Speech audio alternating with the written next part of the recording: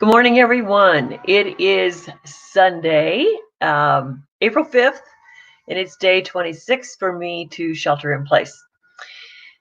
So, wow, there's been a lot going on in the world and a lot of what I will call disruption in everyone's lives. And that's an understatement, but I just have to start somewhere. But what came to me this morning as I was planning this presentation on resiliency. And so I am Marla Copal, the Vitality Mentor. I believe that we can always have resiliency in our lives. There's many times I have had to find it by just finding those old bootstraps and digging in. And I know that that's what all of you are doing. Yet sometimes there's doubt about what it is that you've chosen to do, how you've chosen to be, how you've chosen to represent yourself in this particular time of stress. Let's admit it. It's a stressful time. So is doubt our friend or our enemy? So let's just take the biggest point of doubt that people have nowadays, and that's about this virus. Should I or should I not stay at home? Well, we're taking care of others besides ourselves when we make those choices. So doubt goes away when we just take an action. I'm not saying it's a good action. I'm not saying it's a bad action. I'm saying it's an action. Step out of doubt. So that's step one. We're not going to talk about the quality of those choices, and I'm going to be trusting in the integrity of everyone who's listening here to understand. But you take an action, you do not waffle. And so here's a situation that we all just recently read about, which is the Captain Crozier of the aircraft carrier, and his concern was 5,000 men and women and their lives, and the quality of their lives, and whether he could save them or keep them safe. And so there were old protocols out there in the military, and I'm going to honor those protocols. Those protocols save a lot of lives also. So I'm not discussing a protocol here. But doubt could have been, what would he have lost? Well, if he couldn't live with himself because too many people died, he took the proper action. Doubt wasn't his enemy or his friend at that point. He just put it aside and he acted in his best integrity. And so sometimes doubt can disappear on us if we will just work from our integrity, our stance of helping others. So he had the attitude that I will call, I can help, and this is how I can help. And this is the consequence to me. I will lose my job, but I can help, and this is how I can help. So he addressed a problem. In hindsight, 5 weeks, 10 weeks, 2 years from now, will that be considered a great choice? That's for him to decide. But if he can live with himself, it was a great choice. Does it financially create a consequence for him? I'm positive it does. But to him, that was worth that risk. So now some of us are just deciding, should I go out to the grocery store or not? Should I wear a mask or not? Well, that's kind of just make a decision. Do the best you can. Because what we know is, you don't know if the person you're talking to has been a carrier already for a week, and they're never going to get it, but you will. So let's just get that out of the equation. Take care of yourself. There should be no doubt about how you're going to take care of yourself. And what I know, and in this great world of resiliency, is if you take care of yourself, you are actually taking care of others.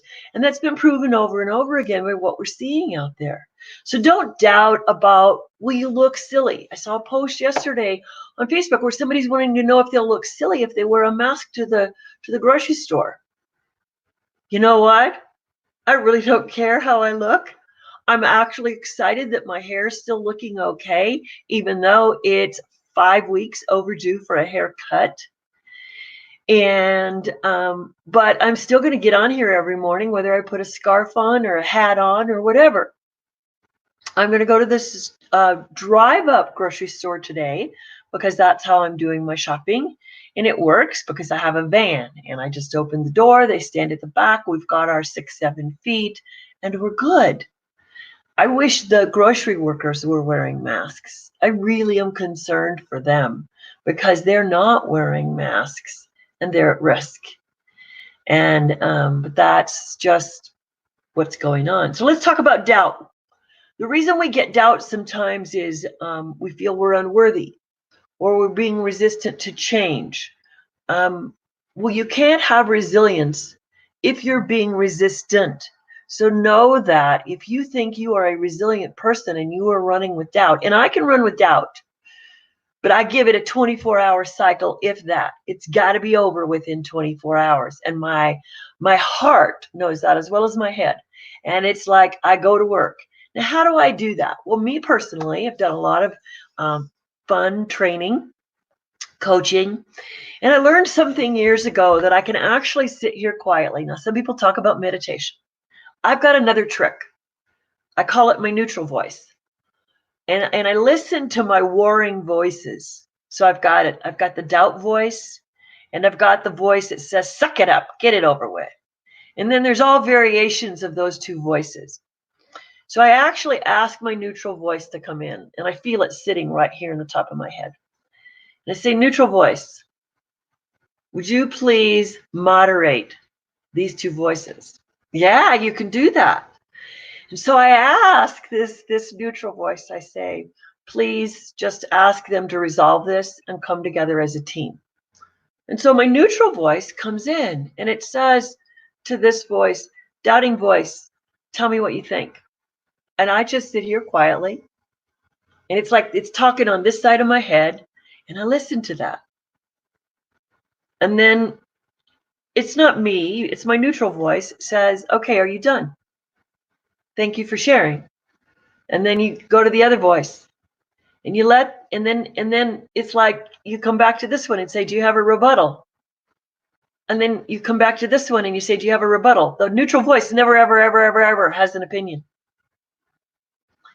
And then finally, when it feels like the energy's run out of both of those voices, the neutral voice comes back and says, what kind of an agreement can you both make? And listens again. Now, what I find fascinating for me, my gut is so tight when I'm doing doubt. Doubt is just not a fun exercise. But when I do that, interestingly enough, my whole gut relaxes. The tension in my body leaves.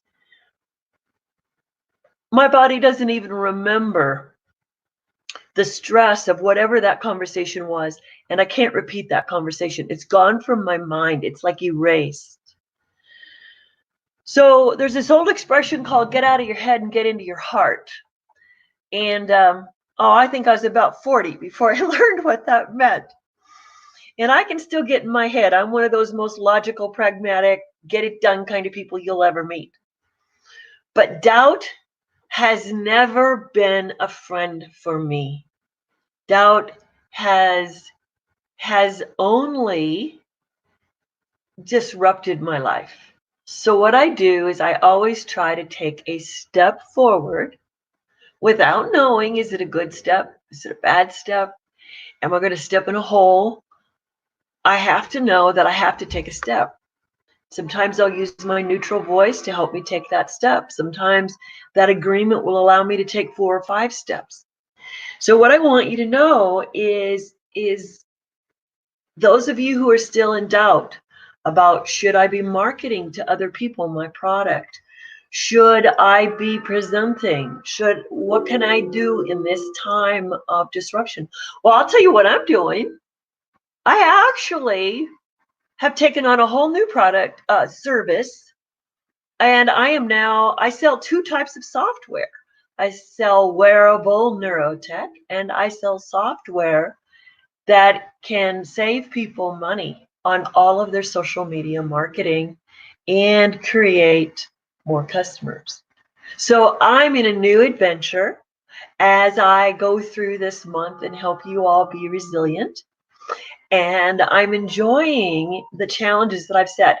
But did I have doubt? Oh my gosh, at the first of the week, Sunday, Monday, Tuesday were really rough days for me. So I'm not going to tell you that this is an easy process. But what I do want you to know is that take your life today and ask how it can be an adventure. And when you ask how it will be an adventure, you can make doubt kind of like an ally. Doubt doesn't have to be your friend or your enemy. Doubt can just be your adjustment. Like, here are my options. Here are my options. And doubt can help you sort those. But don't get stuck in doubt. Don't let doubt be your only resource. Go ahead and use your neutral voice. Go ahead and take that plunge into possibilities. And just make a list of the positive things you could do today, because now is the time that old one step at a time thing is going to get us through something, and it's going to get us to maybe a new place of peace. I know I'm back into a place that I was about week 3. This is going on week 5, and I'm feeling more blessed. So I don't know if that gives anybody any hope. I'm not necessarily here to give hope. I'm here to give you some structure. So I want you to take that doubt. I want you to put it into neutral, however you can. If you missed the first of this, then go back and listen. But remember, there's a lot of coaches out there are telling you to just do it, to just push through. And I want to tell you, you got to honor the fact that doubt is there. You got to embrace it, and then you got to move forward. So don't ignore your needs in denial, because that's where we'll all end up with more illness. So I'm Marla Copal. I believe in resilience. I love helping you be resilient in your business and in your peace of mind. So please subscribe to my YouTube channel called The Vitality Mentor, or you can connect with me on my new website and stay in touch more often. Thank you much, everybody. Happy Sunday, and I will see you tomorrow at 8:30 Mountain Time. Bye-bye.